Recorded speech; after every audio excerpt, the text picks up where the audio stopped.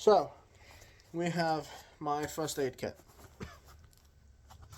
This is a bigger one that can handle some bigger issues. Obviously, with the working for in the bushcraft areas, you can have some issues like big bleeds and things. So this is to help stave those off until help arrives. If I need to, I can deal with more injuries with this pack than I can with my smaller one. As we can see on the outside, I have a Sharpie, a pupil gauge light,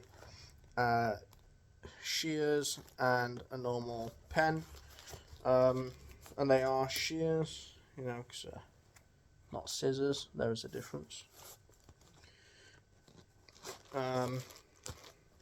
Also, I did just there. These patches are just there because I had nowhere else to put them. They come with the pouch, so I was like, I'll leave them on there.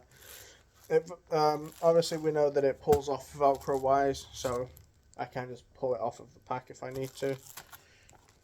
And it opens up completely like this. So straight away, inside I have at least 2 packs of gloves. The gloves are mainly for if someone else is using this on me or if it's being used on someone else. Obviously, if I'm using it on myself, I'm not going to put gloves on for me because I don't see the point. Obviously, reduce infection risks and things, but on top of that, we have things like all of your little bandages and your tapes and your little safety pins for your bandages. I've also got a lot of I've got burn gels, and I have some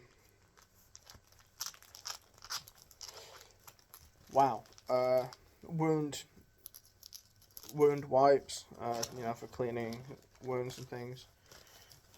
A bunch of different sized plasters, or if you're American, you'll call them band-aids, but they're just plasters to me.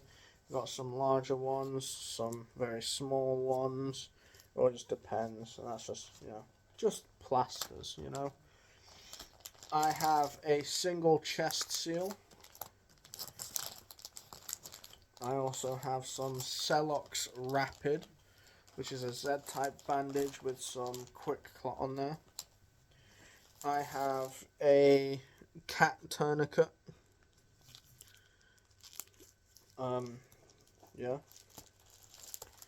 I have an Israeli bandage. I also have some smaller bandages that, they're not Israeli bandages. I have this self-adhesive bandage tape stuff. I have this self-adhesive bandage, or vet wrap, for those of you who know, you know. Some smaller eye bandages, triangular bandages, and I do believe,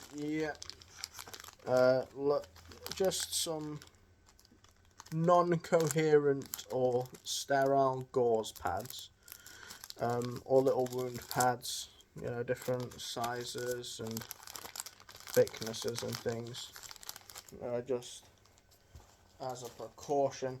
Obviously, it's not gonna save a lot of people. It may save no one, but it's not there as I know it will get used. It is very much a precaution that I would like to have, because I had a similar kit set up when I chopped into my hand with an axe, and I'm very glad that I did, for obvious reasons. you know, I could have lost my thumb. I didn't, and obviously, you know,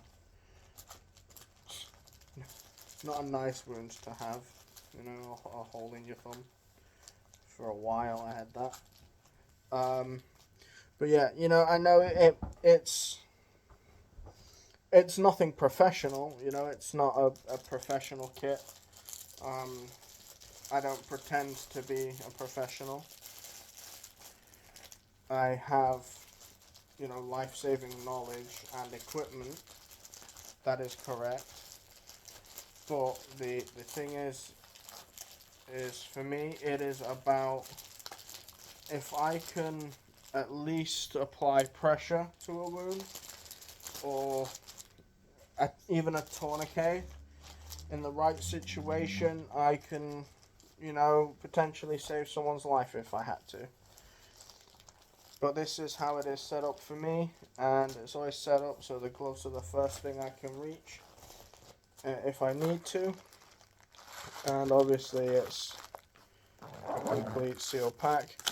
In here as well there are some CPR masks, which I don't know if any of you are aware of. They are very cheap on Amazon, and all it is a sheet that you put over the unconscious individual's face, and it is a preventative barrier between you and them during rescue breaths. I have one because, well, I have multiple actually, because I'm comfortable with doing rescue breaths if they are needed. Obviously you don't have to do rescue breaths anymore. It's still taught when you're doing your first aid courses and things, but it is not something that is necessary. However, if you can, you might as well. So that's why I have the masks, to help prevent any illnesses passing from person to person. But yeah, and that just velcros onto my pack like that. So now it's back on my bag. But yeah, thank you for watching this video.